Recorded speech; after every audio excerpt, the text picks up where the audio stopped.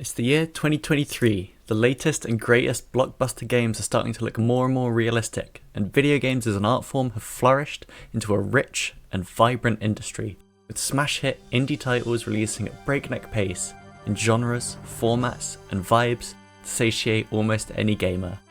And if you've been recommended this video, it's probably because you've at least thought about playing this.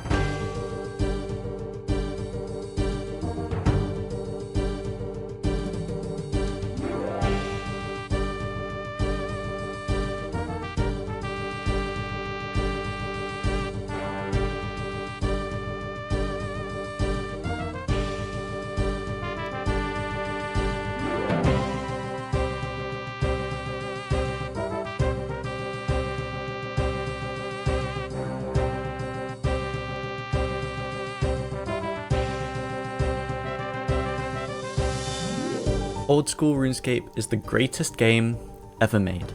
If it isn't, then what the hell have I been doing for the past 2,000 hours of my life? The game had humble beginnings as a graphical multi-user dungeon made in a uni dorm in Cambridge. Like many of us, you might have heard of Runescape on the school playground or even played it yourself back in the day. Many consider the best era of the game to be around 2007, when Runescape 2 was in its prime, and before Jagex made sweeping changes to the way the game was played. In 2013, Jagex polled the player base, asking if they want servers for the 2007 version of the game to be restored, and a decade later, here we are. Nostalgia aside, over the last decade the game has received numerous updates while maintaining an old school feeling, and staying true to the core of what the game was in 2007. And today, it stands as one of the best games in the MMORPG genre. The gameplay is simple, but surprisingly deep. You click to move your character, interact with objects, pick up items, and attack enemies.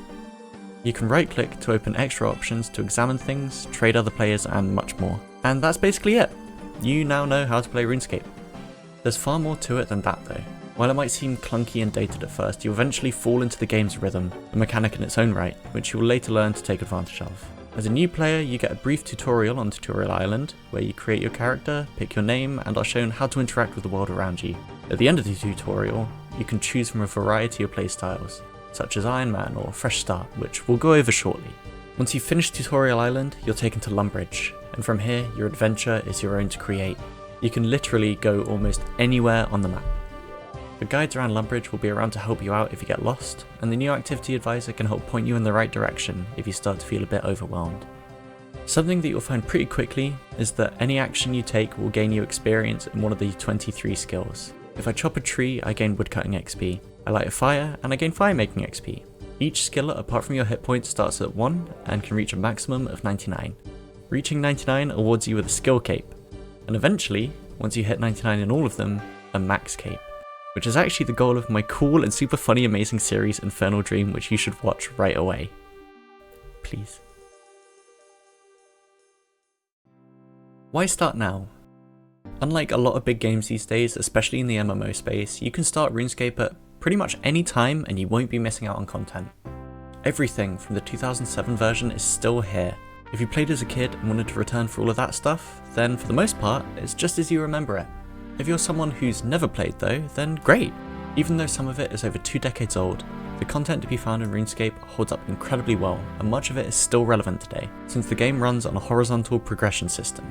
Which is a topic for another video, but basically it means that when new items are released, they find a niche, or have a good reason for being better than what is currently in the game, rather than just outpacing the old stuff. The team behind the game is reasonably small, so updates are sometimes a little slower, but each update is well thought out and agreed on with the community through the in-game poll system, through which players can vote on what comes into the game. This is a huge part in what has kept the game on course and true to its roots over the last decade. Recently released was the third raid, the Tombs of a Mascot, which brought in 5 new bosses and exciting new loot. I'm actually doing a lot of this right now for my series Infernal Dream, which you should watch. Please. Coming up soon is a rework to woodcutting to make it more social, a new skill with heavy community involvement to make sure it fits in with the others, new quests, and the return of the Bounty Hunter PvP game mode. What is it that makes people play OSRS now then? Dopamine. I don't even like numbers all that much, but seeing number go up feel good in brain. The game has a lot of aspects to keep you involved though, through a few main pillars. PvM, player versus monsters, PvP, player versus player in dedicated worlds, a battle royale minigame, and across an area called the wilderness, and questing and exploration. I personally run in PvM circles since I like cooperating or fighting alone to take down bosses and slay a whole boatload of monsters. PvP is the side of the game that personally I've never actually touched, but in the unlikely event I get bored of PvM, there's basically a whole other game right there waiting for me. One of the most elegant things about the way RuneScape works is that you are almost always progressing your account, getting stronger, gaining more utility, and ways to move around the map and activities to participate in. There's almost always something to look forward to or accomplish, and the best part, you can entirely go at your own pace. There's no rush to speed through the game if you just want to stop and smell the roses along the way. Your choice is a huge factor in the way you engage with RuneScape. Do you want to crawl through the wilderness to find other players to kill so that you can take their valuable items? Do you want to complete all the quests and achieve the quest cape? Do you want to go for 99 in all skills while ignoring combat entirely? If you can think of a way to play the game, there's a strong chance you can do it. And you don't even have to be active the entire time. There's a lot of fun to be had playing RuneScape actively, but it's also a great second monitor game. Work from home? Sick of the idle clickers you spent hundreds on to get a PNG of a shiny ring? In RuneScape, there are ways to train almost every skill while barely having to touch the game at all, albeit at slower rates than if you were playing fully focused. This means that you can have it on in the background and come back later having completed a goal that lets you start a new quest or access a new area, skilling method, or activity. I've personally been playing this game for almost 5 years now, with some hefty breaks here and there, so while preparing for this video I thought it would be a good idea to talk to some friends who don't play, and some who are new players, to see where you might be as a new player. See what I might be able to glean from their answers that would help me introduce this game better, considering that I'm so deep in the game. I overestimated how helpful my friends were, however. As someone who knows about RuneScape but doesn't play, what would convince you to play? Nothing, he don't play games, leave me alone, who are you, why are you in my house? An active dodge button. I want to press circle to dodge like in Dark Souls. I wish Cook's assistant was longer. Old school RuneScape doesn't have an active combat system like you might see in a game like Dark Souls, no, but the combat is incredibly deep once you understand the tick system and utilising prayers. The tick system is something for another video, but basically the game runs at 100 beats per minute, which is why some players call RuneScape a rhythm game. The combat is dictated by a rock paper scissors style format. Melee beats ranged, ranged beats magic, magic beats melee. Through the prayer skill you can unlock prayers that protect you from each of those styles, which becomes incredibly important when fighting bosses and strong monsters and other players. So while you can't dodge, if you know what to look out for and pray correctly, you can avoid damage. As a newer player, what do you think could be better about the new/low level experience?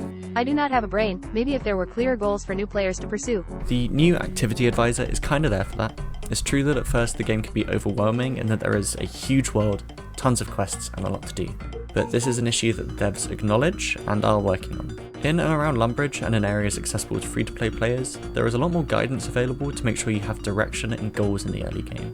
If you ever find you're lost, then check the activity advisor or pick a skill and train it for a bit. You basically can't go wrong as you're always progressing the account no matter what you're doing. And if you do get completely lost, the old school wiki is probably the best wiki for any game ever. It has full guides and information on pretty much everything in the game, so no matter what you're doing or want to do, you'll have some pointers in the right direction. More monkeys. Is there anything you find intimidating about RuneScape? I quite like the touch of human women and I fear RuneScape would rob me of that. Personally, I find that love just gets in the way of XP gains. Grow up. It ugly. If it stop be ugly me play. Well, do I have some great news for you. Yes, the game might look blocky and dated, and to be honest, that is a huge part of the charm. If you can look past it, you'll find the adventure of a lifetime, and if you can't, there's always the HD plugin on RuneLite to make it look better.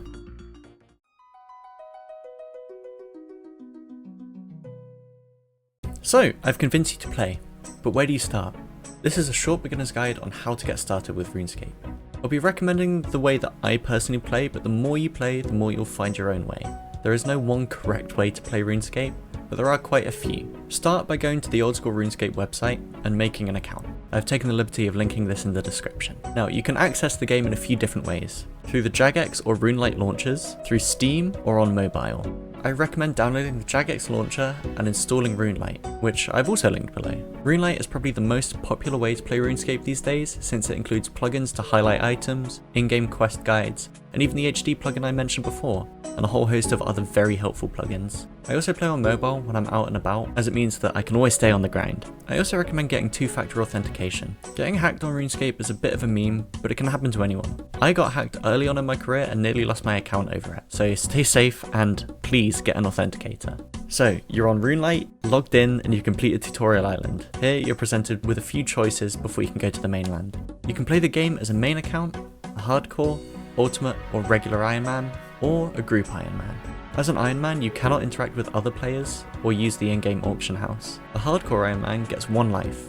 If you die, you become a regular Iron Man, and an ultimate Iron Man cannot access their bank, so you can only play with the 28 slots in your inventory. As a group Iron Man, the same restrictions as the normal or hardcore Iron Man apply, but you can play in a group of up to 5 players. You can only interact and trade between those 5 players. Playing an Iron Man is a blast and a great way to spice up the game, but for your first time playing the game, I highly recommend steering away from those game modes. It's well worth your time starting and building a main account, as you have a safer and easier time learning the game and all there is to it. Then, later when you're ready, you can delve into Iron Man and really challenge yourself.